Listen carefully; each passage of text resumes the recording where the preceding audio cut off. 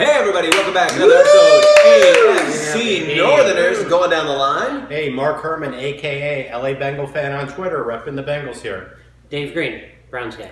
Jan David Sutar, Ravens Nation, and we are without Chris Adkins, our normal Steelers guy. He's on vacation right now. Beat him up. Hi, Chris. You know, it's so much space on this know. side I'm right like, now. I've got room. I feel like my ego can relax a little. Yeah. You know? Hey. So good. So.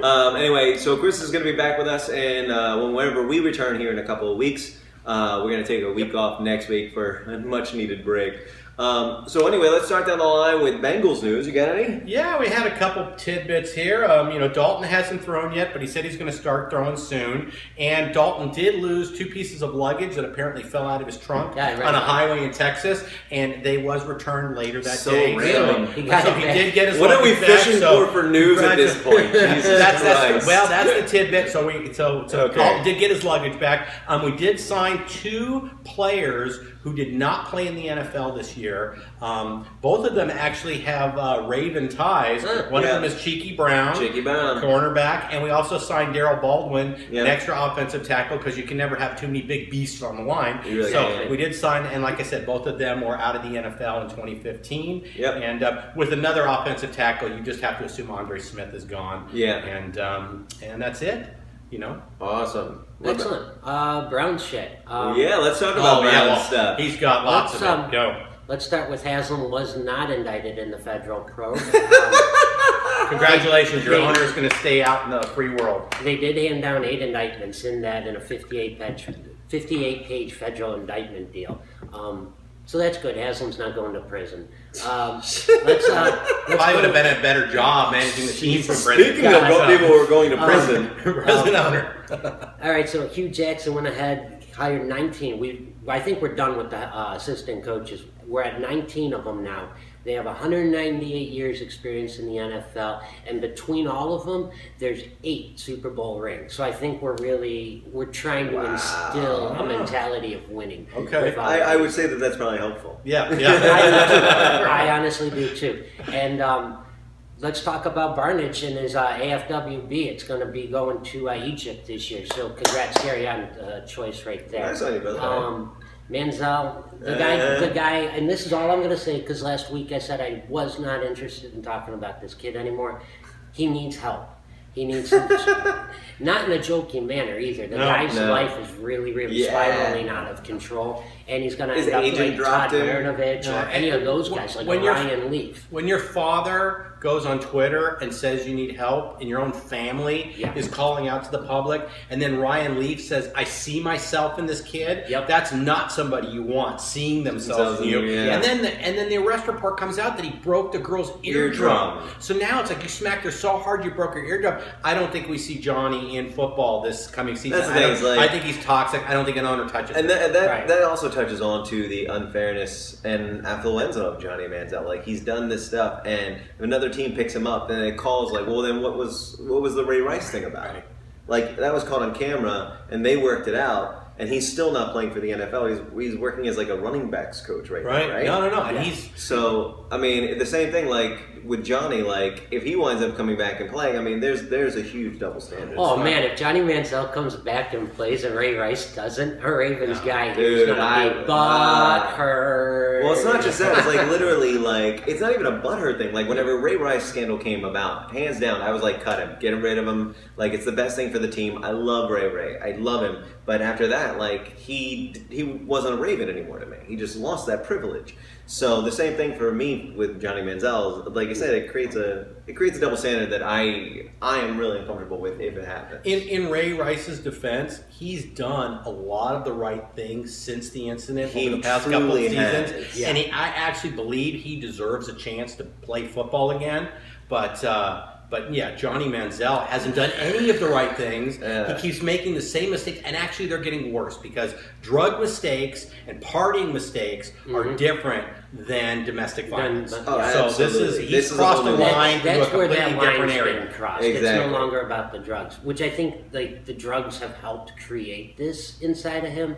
That the pomp and circumstance that surrounded him at A&M did a lot of this to him. I really honestly don't think he has any really good mentors or had any good mentors growing up to teach him what's right and what's wrong. Well, that's where parenting kind of comes in. I mean... Well, if you're rich, you just pass it off to the fucking nanny and fucking case your eyes watch. The nanny's bad. This is the problem in college when you cover up stuff. When you let stuff go, you look the other way. Clearly, he was kind of pushed through A&M. Yeah. All this was tolerated, and like I said, it's you have to grow up at some point. All right, I think we've spent enough time talking about let's move Johnny on. Manziel. Bye, Johnny. Ravens news. There wasn't a whole lot going on. It's literally just like all speculation of who we're going to draft. Free agency and stuff like that. And whenever we come back in a couple of weeks, we'll talk about free agent preview, combine preview, etc. So not a whole lot going on other than John Urschel feels comfortable at MIT for his PhD. So congrats to you, brother. I love math meets football. So let's go ahead and by the way, was there any Steelers news? Oh well, I have one tidbit. I just want to tell Lynn Swann to shut the fuck up, okay? This guy went out on a limb to say that Calvin Johnson was not Pro Bowl material when all the talk came out about Calvin Johnson. Now, I want to put everything in perspective. Lynn Swann is in the Hall of Fame primarily because of his performance in Super Bowl X, but certainly not his statistics throughout his career. Right. He is 222nd on the all-time receiving yardage list. 222nd. Not 22nd, not 72nd, 222nd. And you go through some of the lists.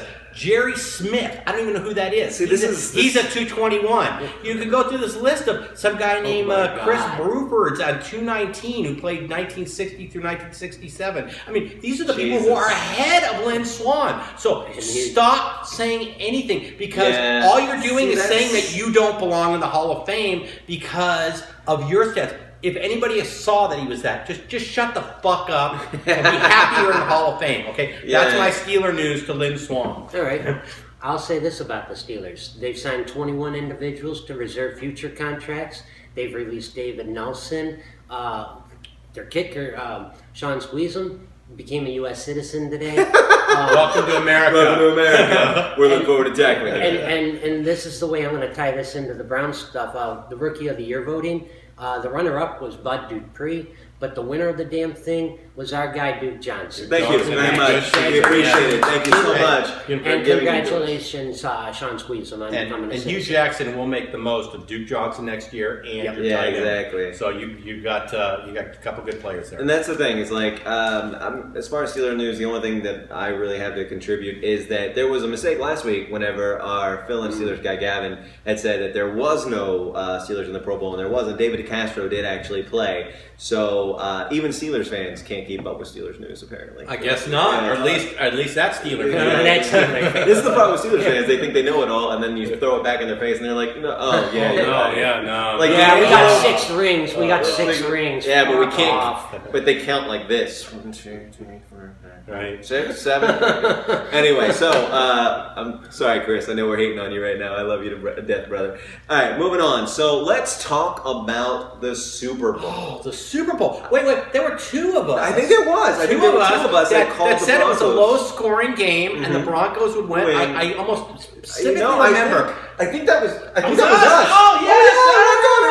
Congratulations. But well done, sir. Wade, absolutely great. We are number 1. We both share number 1. That's very good. I said the matchup was Wade Phillips against Cam Newton. Yep. I said Wade would find a way, and I also said that the Panthers hadn't played anybody. Exactly. Thank you for the real Panthers for showing up. And I also called that Von Miller was going to get hold of Cam Newton and just rack him up. And they had 7 sacks on Cam Newton total. 7 sacks, it's a Super Bowl record. Super Bowl record. 4 turnovers. Exactly. And Von Miller and that doesn't even count all the forced fumbles. Don't count the sacks because all the hurries. Oh and yeah, all the bumping around he got. So. I mean, that's what a Super Bowl defense looks like and should look like. Now, from a Ravens perspective, not as good as our 2000 defense. Our 2000 defense was still more badass. But well done, Broncos, because I wanted to see the Panthers go down. I'm going to give one prop to the Broncos on this.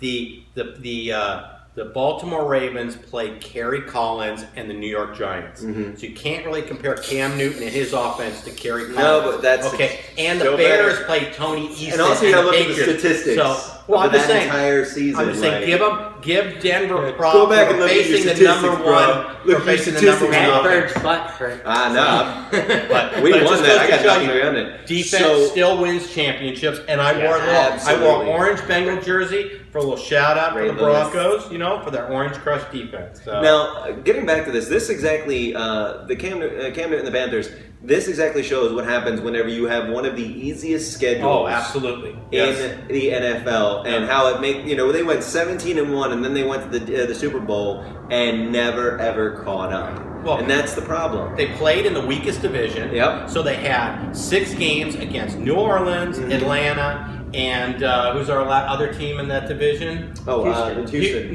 Houston's in the Houston. It's Atlanta, Carolina, and Tampa Bay. Tampa Bay. So that's 6 of their games. Yeah. Then they played the easiest Nobody remembers division. the Bucks anyway. Then they played the easiest division in the AFC, which was the AFC South. South. So they got Jacksonville, Houston, Indy, right? Yeah, exactly. So there's 10 of your games. Yeah, exactly. 10 of your It's games like- were against the bottom of the NFL. And anybody who's saying it's like, oh, they played well against the Seattle Seahawks, that's not the Legion of Boom from 2 years ago. It's just not the same. And it's one game. Exactly. It was one game. It's not a body of work. And that's the thing. Is like, oh, well, Carson Palmer. Like, no, he completely imploded in that game in the playoffs. But again, this is exactly what I thought was happening. I knew it was going to happen. Like, whenever the Panthers, play that kind of an easy schedule, you're just not going to be able to, compete against an actual stout defense. They never had to come back. Yeah. This whole season, they were either head at half, blew halftime leads, and then fought to win games. Yeah. But they never ever found themselves chasing and having to come back in the fourth They were quarter. down 13-7 at the half. Yeah, exactly. Precise. And the other thing is that if you look at it, it is literally one of, the NFL's MVP quarterbacks versus the worst performing quarterback of the season, one of the worst performing quarterbacks of the season, Peyton Manning, and there it was, the highlight of didn't that have game. much of a game either. No, He had the 2 highlight- turnovers, 141 yards But he passing. didn't- But the We said passer last rating week- was almost exactly the same. His QB rating, Cam Newton's was 56, something like that, right? It was 5.9 the last time they played him. And No, I'm saying overall. I think according to PFF, it was 56 or something like that. But it was literally the highlight of Peyton Manning was that 2-point conversion. Oh, yeah, absolutely. That was but you the know best what? he did. We said Peyton Manning doesn't need to win this game. He just needs to not lose Lose it. it. That's Game exactly what he did. Exactly. He managed the Game game, managed. audibled out of pass plays into runs when they needed to, audibled out of run plays into pass plays when they needed to, and made the passes he needed to make. Cam Newton could not do that. And let's also talk real quick about the time management and the challenge management of the Carolina Panthers.